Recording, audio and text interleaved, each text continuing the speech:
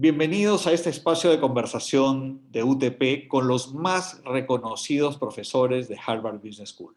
Por la relevancia de sus mensajes, la UTP ha decidido abrir el espacio más allá de la comunidad universitaria y ponerlo a disposición de todos.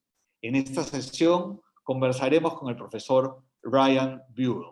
El profesor Ryan Buell es profesor de Administración de Empresas en el Departamento de Tecnología y Gestión de Operaciones de Harvard Business School y es jefe de la Cátedra de Experiencia del Consumidor del programa ejecutivo. Sus investigaciones están centradas en el fortalecimiento de las interacciones entre las empresas de servicio y sus consumidores. En el año 2019 recibió el Wickham Skinner Early Career Research Accomplishment Award por toda su trayectoria como investigador. El profesor Buell tiene un doctorado con honores en tecnología y gestión de operaciones y un MBA de Harvard Business School. Además, tenemos el gusto de tener en el panel a dos invitados de lujo.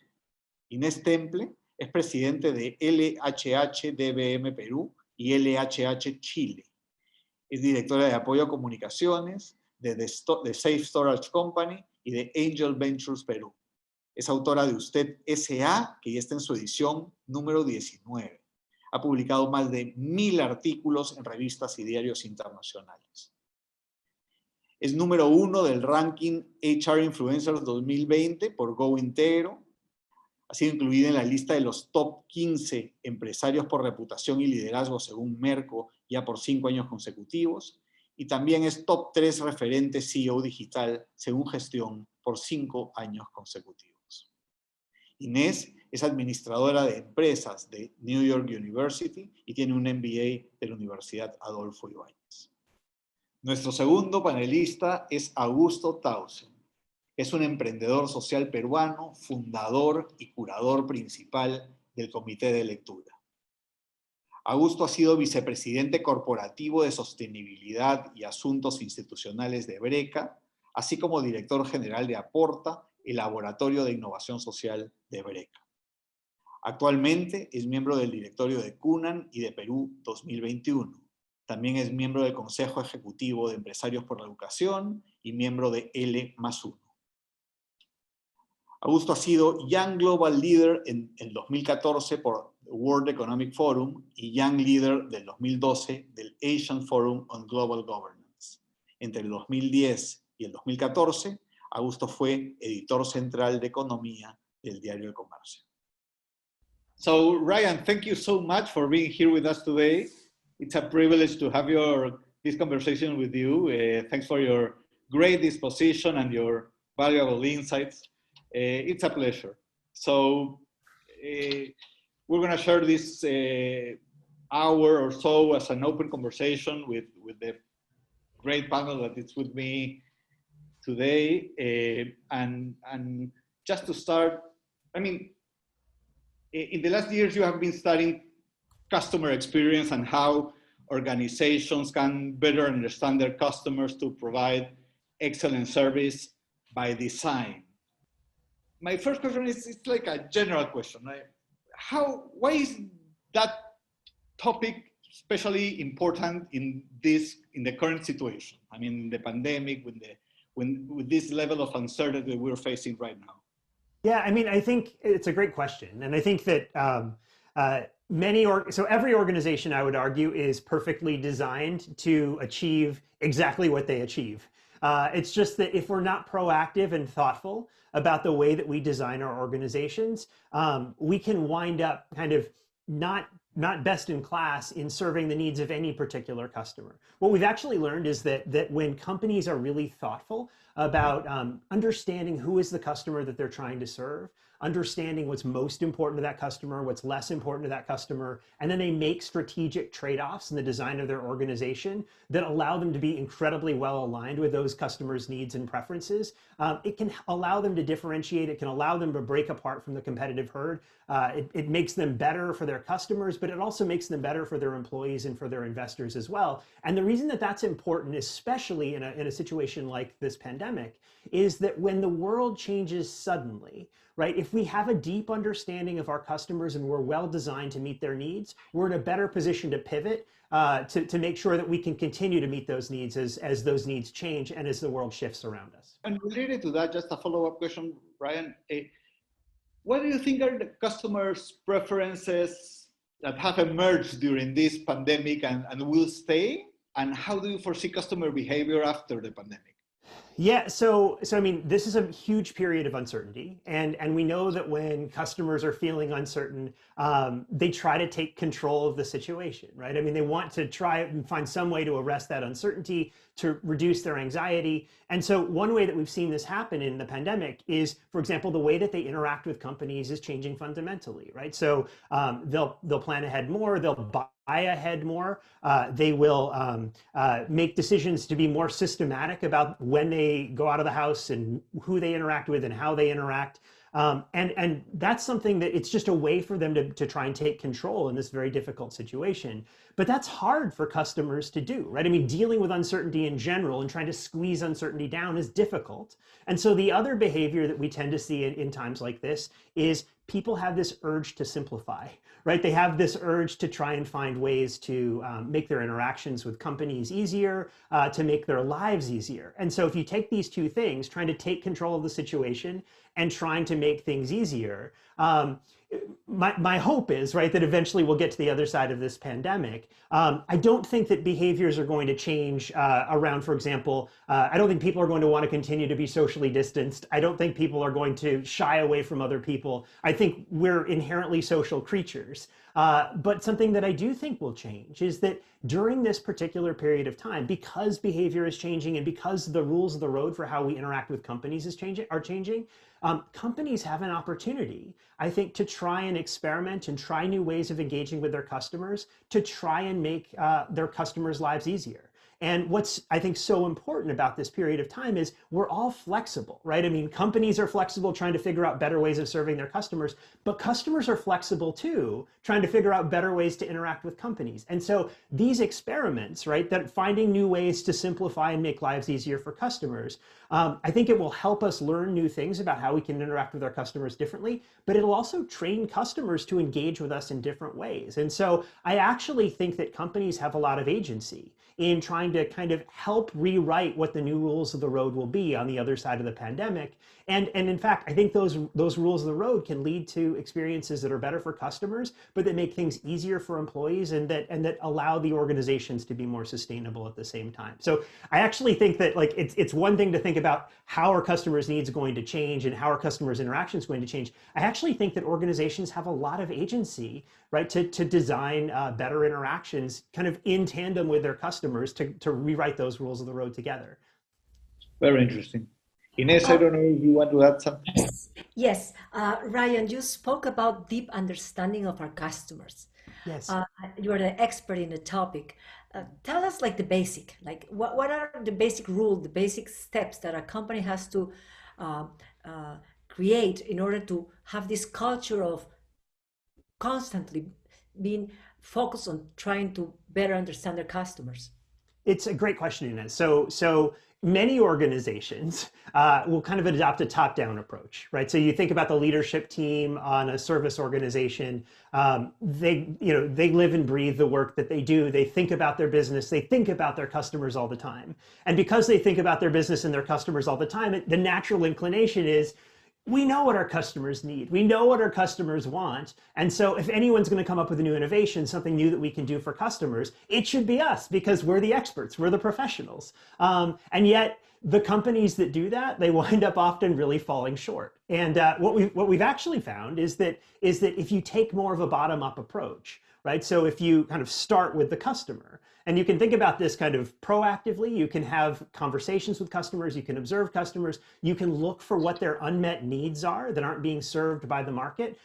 You can look at workarounds that they have when they're engaging with your business or with competitors. And once you can identify what those unmet needs are, then you're in a position to ask yourself, how might we meet those needs better than anybody else on the market? But that's one thing. So kind of being bottom up and learning from your customers that way. The other thing, though, that you can do, and and we see many organizations do this quite well, is they can actually design their culture and their organization to be a learning organization. By which I mean, every time you interact with a customer, it's an opportunity to learn, which means that you can both set your employees up to be a channel for learning new ideas. So if you create a culture in the organization where people that are on the front lines observe problems or challenges that customers are facing, or challenges and problems that they as employees are facing in meeting the customer's needs, they can surface those ideas up. Right? And as those ideas get surfaced up, you can implement new ideas, new practices to try and alleviate those pain points. The other thing, though, is that after interactions, right, customers will often provide us feedback either because we asked them or because we didn't ask them. And the other thing we can do is we can build systems that allow us to take advantage of that feedback that we're getting from customers, either questions that we've asked, or even better, when customers tell us, hey, you know what, you really screwed up on this one. Or, hey, you know what, this employee did an amazing thing, right? If we can build systems that allow us to learn from that information, right? Essentially turn every interaction that we have with a customer into an experiment that allows us to learn something that we can surface up in the organization to make ourselves better from the top down. That's how I think we're in a better position to learn from our customers and our employees, and in a better position to stay out in front of the competitive herd and keep track of what's going on with our customers as their needs may be changing over time. It's been infuriating for me in some experiences with some providers that I provide the feedback and they don't have the tools, the systems to understand what I'm telling them to do better. What systems or tools do you can think of that could help us start with the whole process of better understanding our customers? So let me start out by saying you are not alone. So I have this, so I'm teaching 180 MBA students this semester in my service operations class, and an exercise that we actually have coming up in about 2 weeks. Over the last 2 months, my students have been writing letters to companies, letters of complaint or letters of praise, right? Here's something that went wrong, or here's something that was amazing. And I've been doing this for a number of years. What's incredible about it is that companies, about half the time, they don't even really respond, right? They may acknowledge that they received the message, but they don't follow up. And they're much more likely to follow up when something's gone wrong than they are to follow up when something's gone well, which, I think it makes sense in one way. You think companies are worried about trying to respond to customer complaints, so they might build a system to respond to complaints. But if they're not also building systems to respond to praise, right, to really recognize moments where there have been, something incredible and special has happened, then it means that we're setting ourselves up to only learn where we're failing and not to learn where there are opportunities for us to grow and continue to celebrate things that are actually going well in the organization. So I would say one thing is to actually think about both of these components and to let the customer know that they've been heard, but also to circle back with the customer, right, to let them know what you've done in response to what they've shared, and close the loop internally in the organization. Go back to that employee, right? Especially if they've done something amazing, and share it, celebrate it, right? Because what you're doing then is you're creating a culture where others understand what the expectations are, and they know that if they go the extra mile in line with the objectives of your organization, and they get celebrated as well, right? That they're going to be appreciated for that. And so it creates a virtuous cycle that I think allows us to have a culture where we're learning from every single interaction, because all the people out on the front line are always constantly thinking, how can I do this? How can I do this even better so that we can grow together? Fantastic. Thank you. Okay, Ryan, it's such a pleasure to be here with you, and I'm very grateful for the invitation to UTP as well. What I wanted to ask you is that we're talking a lot about social distancing these days because of the pandemic, but in a way, would you say that before the pandemic, there was a problem of social distance, to put it in some term, between, let's say, C-level managers and the customer? Was there a disconnect there that you could see as a problem even before the pandemic? I think absolutely. I think one of the biggest impediments that we see to organizations being able to learn is the distance between the top leadership of the organization and the people on the front line of the organization, right? And so if the people that are making top level strategic decisions in the organization are disconnected with the way that the organization creates value or the changing landscape that the organization is operating in, then it's like trying to drive with your windshield painted black. Like you can't see what's actually coming, and the road might be curving, right? And so the more distance there is, especially if there aren't these bottom-up ways for the organization to learn, the less chance there is that the leaders at the top of the organization are going to be in a position to steer the strategy in the direction that best meets the evolving needs of customers. So absolutely, I think that's the case. And with the pandemic, the world has taken a sharp turn, right? And so I think we're seeing that. I think we're seeing that companies that were more disconnected with the changing needs of their customers, that weren't in a position to be learning from the bottom up in the organization, are the ones that aren't adapting to these changing needs as well as those that have those systems in place. You saw a lot of companies trying to see what else they could take out of the data, for example. No? A lot of companies hiring data analysts and data scientists and experts like that.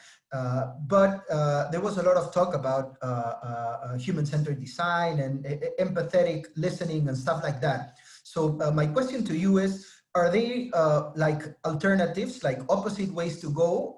Because one could think that if you're beginning to rely a lot on the data, maybe you're not exercising your other abilities, let's say, no? So how do you manage to make both work together?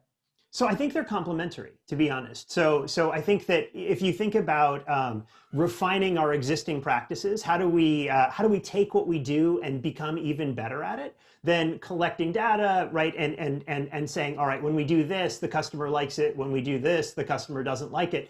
That's one way for us to continue to kind of sharpen our skills and get better doing the things that we're already doing. But there's a whole other class of challenges, which is, it's one thing to get better at what you're already doing. It's another thing to try and figure out what's the next thing that we should be thinking about doing. Right? So how do we reinvent ourselves? What's something that's completely different? And if we're just collecting data on the interactions we're having now or our past interactions, what that will allow us to do is it will allow us to sharpen kind of our ability to do what we're already doing better, which is incredibly important and valuable. But there's something else, which is how are the needs of customers changing? What's an out-of-the-box solution or something fundamentally different? Right? How can we explore and find kind of what's the next mountain that we should climb? So the way that kind of scholars often talk about this is they talk about explore versus exploit, right? And data is a great way for you to become better at exploiting. Exploiting basically says, we know what we're doing. How do we just do what we're doing better? And data is fantastic for that. Right? But where data is not as useful is if we're not collecting data on all the things we're not doing, right? And so exploring is fundamentally different. That is saying, what are the new things that we're going to try and do? And this is where human-centered design, trying to find what the unmet needs of our customers are, figuring out how might we meet those needs better, right? Prototyping new solutions, new ways to solve problems, that helps us explore. And so I'd say these are complementary. If you've got an incredible data and analytics team, that's great, more power to you. But also don't forget about what might come next, what might be the ways that you should be thinking about reinventing your business, because the reality is that the world is changing all around us, the needs of our customers are changing all around us, the capabilities of technology are changing all around us, and these are putting us in a position where if we're not constantly learning and rewriting the rules of business, we may be left behind. And can you think of cases or examples of companies or organizations that, in your opinion, excel at doing this? And also, and you don't have to name them, but those who are the typical examples that, okay, let's watch out for this because we don't want to be like them. Yeah, I mean, so what you tend to see. So I can go to specific examples if you want me to go to specific examples. Maybe what I'll do instead, and you can push me if you want to. Maybe what I'll do instead is I'll describe the circumstances where I think we're more and less likely to see kind of excellence rising.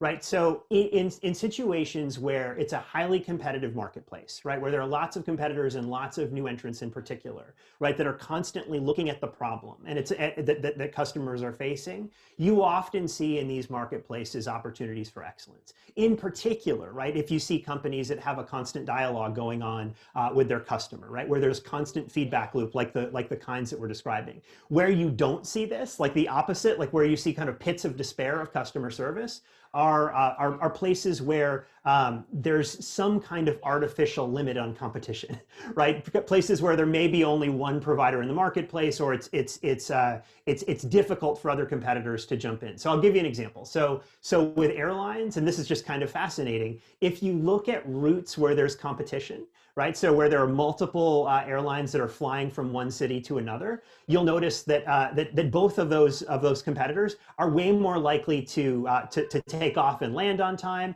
They're way less likely to lose your bags, right? Things are just going to go much better. But if you look at routes where there's only one provider, situations that become really complacent in the absence of competition. They're not pushing themselves to learn, they're not pushing themselves to grow. And on the other hand, right, if there are highly competitive markets, then organizations get inventive and creative about thinking about how can I take what I did yesterday, which is going to set the current bar for customer expectations, and exceed it tomorrow so that I can do even better and better.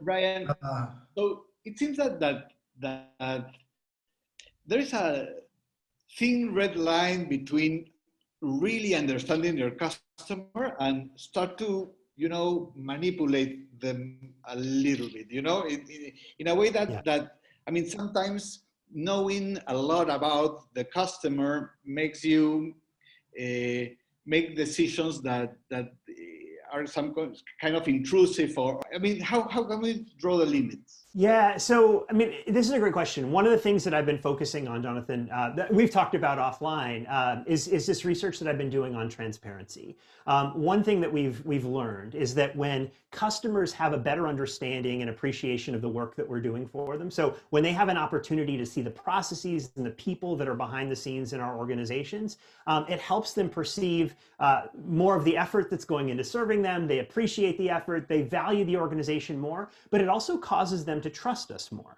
And this is incredibly important in this environment where if we're not being voluntary and open with customers about the way that we're set up and the way that we are setting them up for success and the way that our engagement with them works for us as well, where there's mutual sustainability, then we're actually leaving the door open for others to be able to define the way that we interact with our customers and to define us. And so I would say that the antidote to this, to both sort of social media, where you're setting yourself up for failure because one customer shares a negative experience, and then that goes viral and no one trusts you anymore, or even kind of the more subtle version of this, which you're describing, where customers feel like they're being manipulated, is when we can actually design the organization so that customers have a window into what it is that we're doing for them.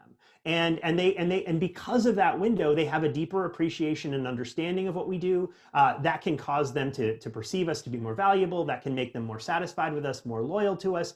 It also sets the conditions so that if someone else, like a competitor, tries to define us, or they read an article about something that went wrong in one interaction, they're much, much more willing to give us the benefit of the doubt. And so what I would say is you're absolutely right. It is possible for us, for example, to leverage the data that we have about customers to manipulate and deceive. And if a customer realizes or finds themselves feeling like they're being manipulated by an organization, particularly one that they don't trust, that will very rapidly go downhill. But on the other hand, if we design ourselves so that we allow our customers to have a deeper understanding of what it is that we offer and how we bring value to their lives, then that in a way, I think, protects us. It also, in a way, I think, makes it so we can't manipulate them, right? Because everything that we're doing is out in the open.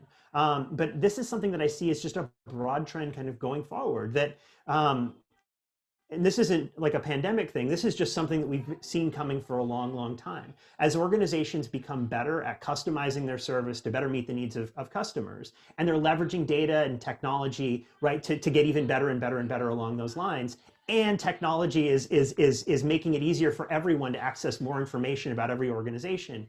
It's the companies that do a better job of building trust with their customers that I think we're going to be in a better position to succeed in that environment. Just on that topic, I found your research on transparency very interesting, Ryan. On brutal transparency, recognizing the own downsides of your own products, and being very clear about that. That was really interesting. What I wanted to ask you in connection with that is, how can you manage to portray like true authenticity? Because you see a lot of companies like working very, very hard with their storytelling, and hiring the best advertisers and selling these really, really exaggerated, stories of themselves, And the customer is not stupid, He can see if they're selling something that is not true. So how do you manage to work with that, to see, to present yourself as really genuine and not phony, Yeah, and Jonathan and I were chatting about this actually a couple of weeks ago in the context of a case that we were discussing. This, I think, is a really important challenge. Particularly, it's when companies are being disingenuous, right? When they're saying this is what we offer, and it's either not true or, to your point, like they say we care about you, but they're not actually thinking also about the dynamics that are being created for their employees. So there are kind of two forms of this, right? One form is saying something untrue to the customer. That's always a recipe for failure, particularly in this information-rich environment that we're all in, because the moment one customer comes and sees that the promises that you're making aren't aligning with their experiences, that, like, the cat gets out of the bag very quickly, and the second customer finds it, and now you've got a viral story on your hands. So I would just say, in this media-rich environment, like, let's never do that. Right? But the other one that I think is something that organizations are more likely to sort of step into, particularly when they're trying to grow really quickly, when they're trying to hire lots of new employees and scale their business, is if they're thinking a lot about the customer experience, but they're not thinking a lot about the, say, employee experience that accompanies it. Right? That's where things can really start to fall apart, because the way that customers experience whether or not your brand is authentic is in the details that we can't even script, right? Between what's going on between your front line and the customer. And if the script looks really good for the customer, but the employee on the front line hates their job, right? Or is set up for just failure at every single turn, there's no way that's going to be graceful. There's no way that customer is going to experience that employee as happy, delighted to serve them, as being aligned with whatever it is the mission of the brand is that we're putting out there for the customers in our advertising, and the whole thing falls apart. So we have to make sure that we're creating the conditions so that the employees that we have on the front line are capable of doing the work, meaning they have all the knowledge, skills, abilities, information, resources, processes to do the job. They have to be motivated to do the work. Like, they actually have to believe that what they're doing matters, that it's important, that they actually enjoy doing it, that they feel like they're making progress towards work that's meaningful by doing it. And they have to have some kind of ownership over that interaction, right? They have to feel like, I can be me. I can be myself. I can stick my neck out. I can deviate from the standard where necessary to better meet this customer's needs. And if we can do that, we can give people the capability, the motivation, and the license, right? The empowerment to do that. That's how customers will experience our brand to be authentic. But it means we have to really, really tend the experience of the employee and make sure that we're putting them in a position to really thrive in the delivery of outstanding service. You see that people tend to look at companies more as if they were persons, no? They expect them to behave morally, ethically, show their moral judgments, be more political, no? Especially in this last presidential term in the US, you see that very clearly, no? What do you think of that? Is that becoming a problem for companies to be constantly judged on moral, ethical terms by their consumers? I think it becomes a problem for customers or for companies when there's a disconnect, right? When there's a disconnect between what their customers sort of want and need from them and value in them and what they see the organization doing. And the more of a disconnect that there is, right, the more of a gap that there is between the expectations that the customers have of the engagement of the company and how the company will behave and the way they experience the company to behave, the bigger a problem it becomes. But when a company establishes a relationship with a customer, right, there are sort of explicit rules of the road, like here are the things we're definitely going to do for you.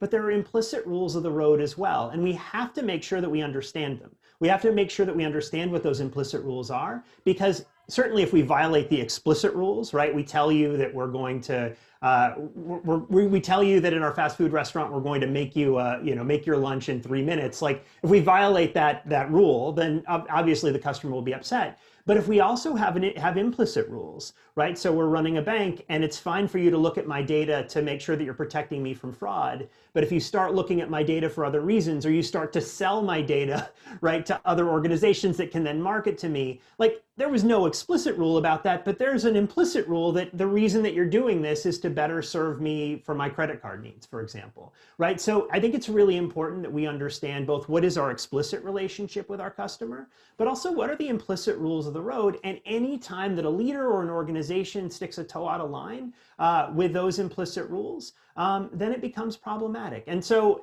I think you see this for sure, right? When organizations, when the leaders of organizations adopt causes that misalign with the implicit understanding of customers about what that organization does, then we see customers getting upset and frustrated. On the other hand, right, when leaders of organizations don't take positions and don't, for example, so for example, if you're a brand where there's an implicit understanding that you're going to take care of the environment, right, and then the leader has an opportunity to show leadership in that space and doesn't, that can equally, right, create problems for the brand. And so I think it's just really important that we understand those dynamics, both the explicit ones, but also the implicit ones when we're making those choices, because I think you're right. I think customers think about their brand relationships like they think about relationships more broadly. And, if as a friend I violate, the kind of implicit relationship we have, that's going to hurt our friendship just the same as customers' relationships can be violated when leaders or organizations violate those implicit rules. And if we're speaking about creating trust, building trust with our customers, if you were to make us a little summary of, the number of 5 or 6 most important rules that a company can engage in to generating that trust, which will those be? Yeah, so trust is really fundamentally knowing that when you have the opportunity to act, are you going to act in my interest?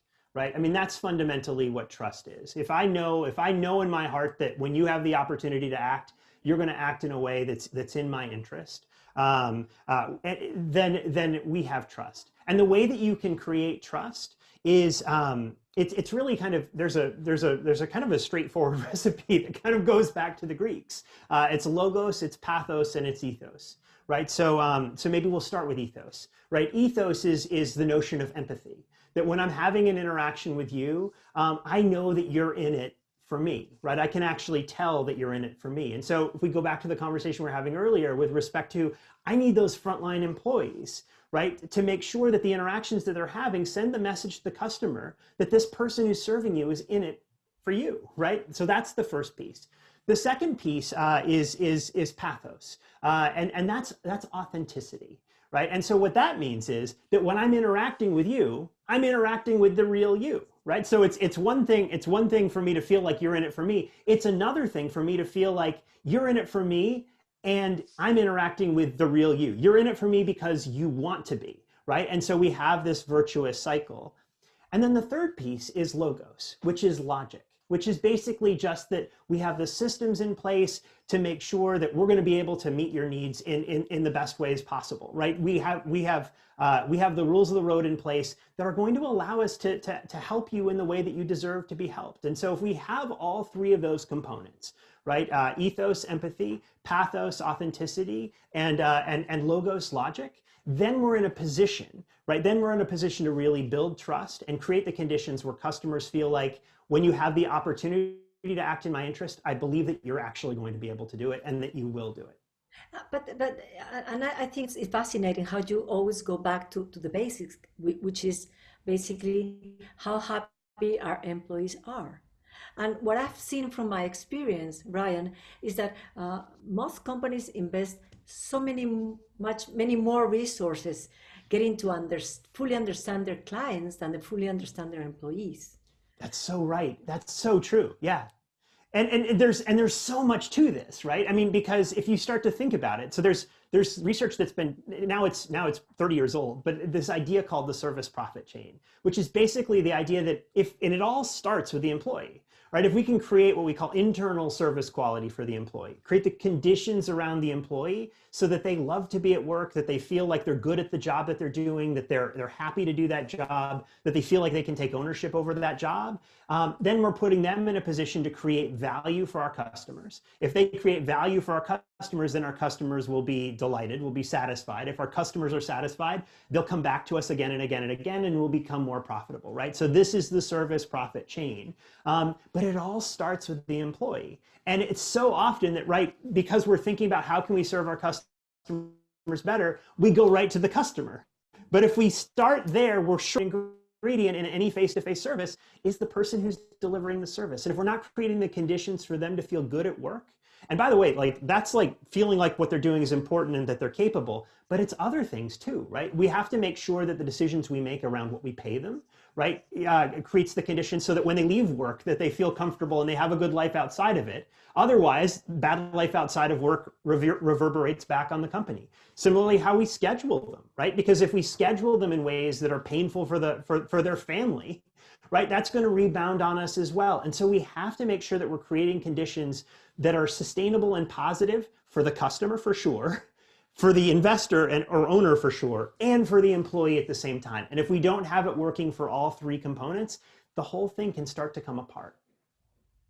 Brian, it seems that we have been talking a lot about this generating a great customer experience, achieving breakthrough service by design. And for me, the word by design, it's critical in the understanding of it, because it makes me feel that it's a strategic decision.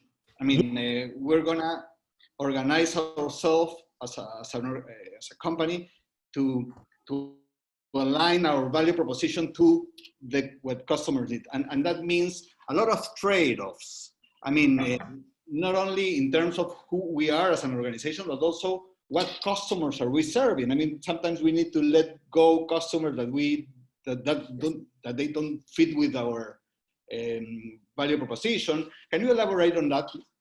Yeah, absolutely. So, I mean, first off, you're absolutely right that you know, you can think about service excellence by design, or I guess the alternative is service excellence by accident, right? I mean, you might get there accidentally, but it's way more a sure path if you actually do it by design.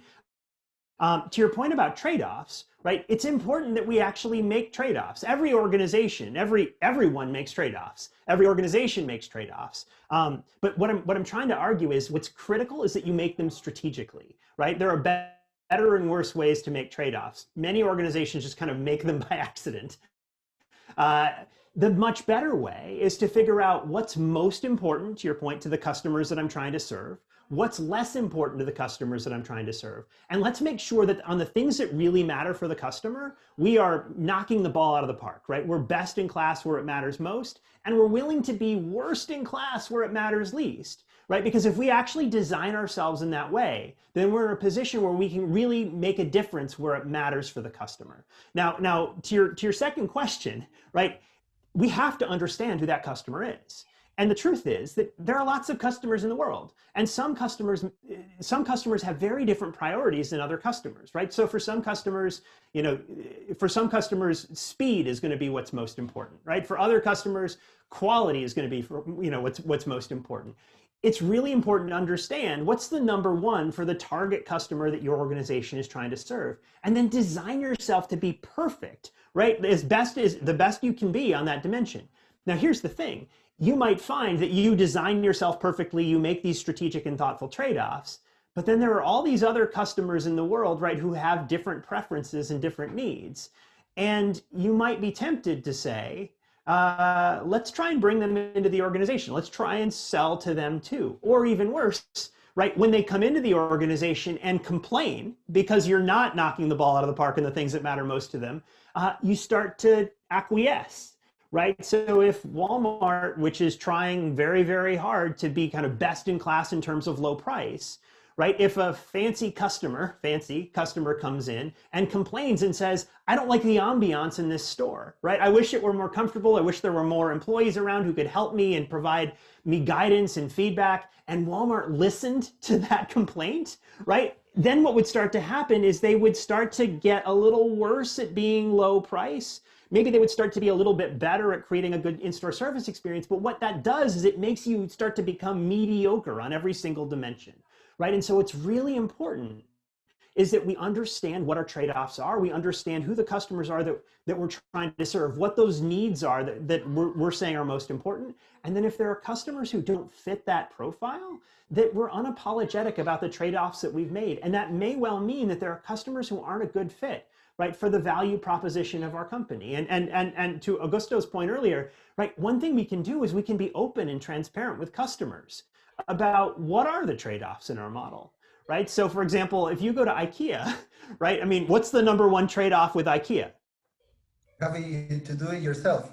You have to do it yourself. Of course you have to do it yourself, right? And like before IKEA in the furniture industry, like no one would have ever thought that you should do it yourself. But like no one shows up at IKEA today and is surprised, right, when they have to put the furniture together. They're very open about that trade-off. And so we can be open with our customers, let them know how we've designed ourselves, help them make better choices, and be unapologetic about those trade-offs. It'll set us up for better success, performance-wise, profitability-wise, but it'll set our customers up, right, to better understand what it is that we're about and to have a better experience with us. I'm thinking of technology, Ryan. I guess large companies like IKEA, Walmart, you know, they can afford to pay for the latest in technology in order to get to know the customers better. But if you're thinking about a smaller company, you know, a typical company in Peru that, you know, they have to take good care of every dollar that they spend. Which is the technologies or the know-hows and their frequency that you would recommend to any of us? You know, so Ines, I love this question because my favorite technology is people.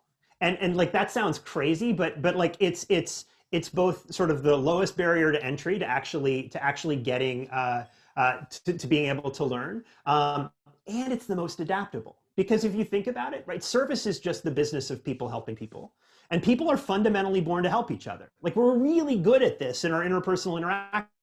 If you think about our friendships, we're really good at looking out for other people. If you think about our families, like we're really good at that. If you think about babies, infants, we wouldn't make it a week in this world without help, right? The survival of our species depends on our ability and willingness to do this. But here's the problem, right? Many organizations are designed so that the people on the front line basically there are all these barriers that would prevent them from doing a better job and serving the person that they're trying to help. We're really good at helping others. The challenge becomes, how do we get the organization out of the way so that the people on the front line can do what people just do so well naturally? And then where there are gaps, right, where that person on the front line didn't have what they needed to really make a difference for the customer, how do we have learning mechanisms in place that allow us to identify what those gaps are so that we can then make sure that we can set the conditions so that next time, right, they're in a better position to be successful. So I love data and I love technology, and it's great and powerful and it allows you to do all kinds of amazing things,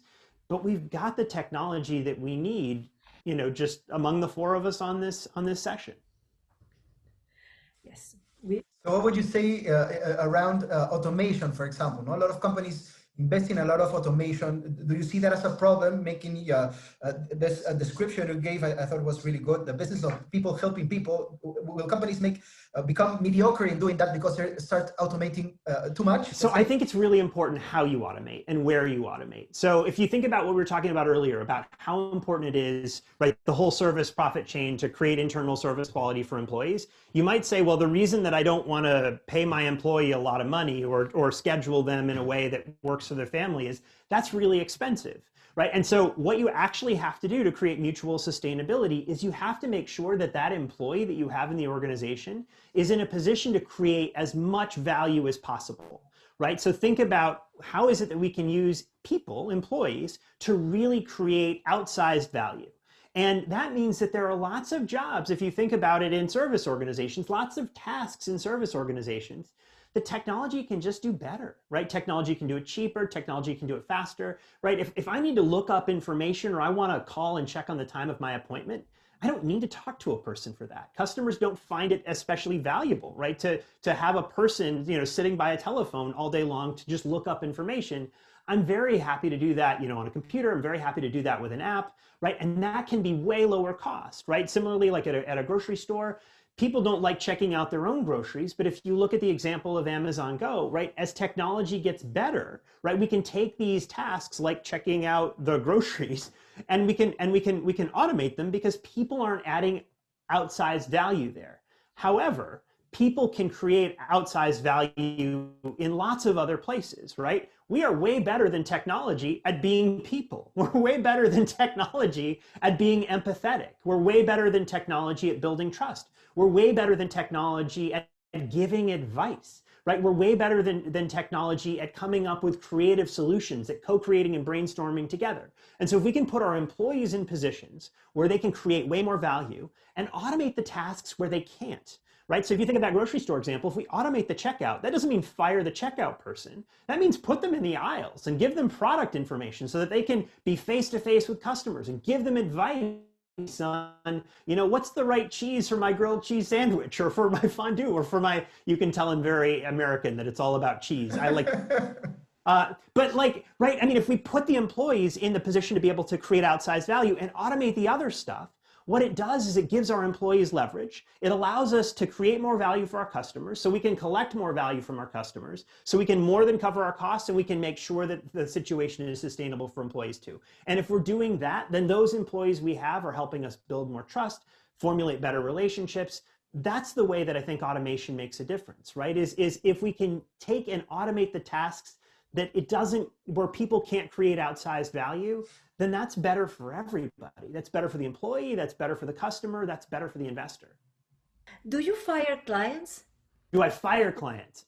I'm not running any companies right now, but I think the answer is yes. I think in some cases the answer is yes. I would far rather be proactive, however, and try and ensure that customers know what they're getting themselves into in the first place. Select the customers, right, proactively on the front end, rather than get in a position where I have to fire the customer. But absolutely, and I wouldn't maybe use the word fire as so much as politely break up, right? Help them something better, right? But it's absolutely the case. If there's a customer whose needs and preferences are misaligned with the capabilities of your organization, given the strategic trade-offs you've made, it's absolutely, I think, essential, right, to be thoughtful about that. Because those customers are going to be upset every time they interact with you, right? They're going to have a bad experience because you're not designed to meet their needs. It means the employee is going to have a bad experience because they're in a position where every time they interact with this kind of customer, they fail, right? Because they're just not set up for success. And because of that, it becomes really costly and not profitable to serve that customer. And no one's happy. And so the best thing that you can do in that situation is say, look, we're trying, but we're not designed to meet your needs. And you might even be able to say, but here's an organization that could, right? Like, have you thought about or tried this other organization, right? I mean, and so I think firing customers, that makes it feel very abrupt. Like, I'm going to give you a pink slip, like, this is it, never come to our store again. I would much rather that you try and create conditions so that you can help the customer realize there are better solutions for them, right? And it's not because they're an inconvenience to you. It's because you're just not in a position to delight them the way that they deserve to be delighted. And if you can help them understand that, then I think that we can kind of move on, with our lives in a positive way, and it'll make our organization stronger and their life better. That's a win-win. Absolutely. So on a topic which is of particular interest to me, what happens when you really, really mess up as a company? So I tend to believe that apologizing correctly is sort of a true art form for companies. It's a very difficult thing to do, but it should be done very, very carefully. So what are the lessons there in the, let's say, the last 10 or 20 years? What have companies learned about apologizing or not apologizing? I don't know, which is the best way to go?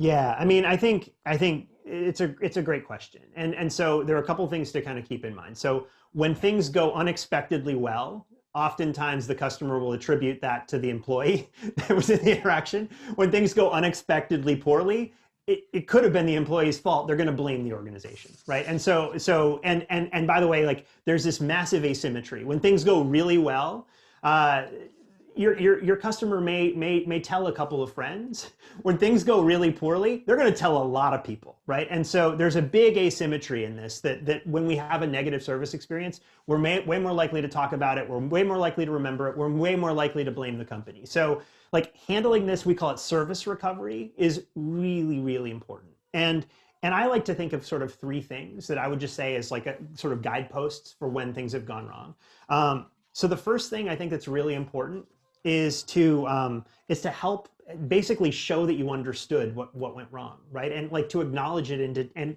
I would say take ownership of what's happened, right? So acknowledge understanding of the issue that's happened. Now you can think about like in medical conditions, in like a hospital, they may say, wait, we don't want to do that. We don't want to take ownership for our problems. But we've actually learned that if you can show understanding and empathy and show concern that for what's happened and show that you've understood, that actually is really, really important, because oftentimes a customer is complaining because they want to be heard, right? And showing them that they're heard is important. The second thing that I would do is I would try and figure out how can we make it right. And in many organizations, right, the way that this is done is we've got rule books in place and we say, if this goes wrong, then give them this. If this goes wrong, then give them this. A far better thing though is to give a little bit of ownership and license to the people on the front line. To be able to creatively problem solve and maybe even engage the customer who was wronged in the interaction to figure out how is it we can make this right for you, right? And if you can involve the customer in that process, two things are going to happen. First, they're going to feel some agency, right? This experience that was totally out of their control, right? Right now they've got a little bit of control back. And because they have a little control back, the fact that they've been understood and they feel like they have control back just makes them feel better. But the second thing is, oftentimes it'll be less costly to make it right for them because they've been engaged in the process and they can say, oh, just another cup of coffee would be fine, right? Like, or whatever the issue happens to be.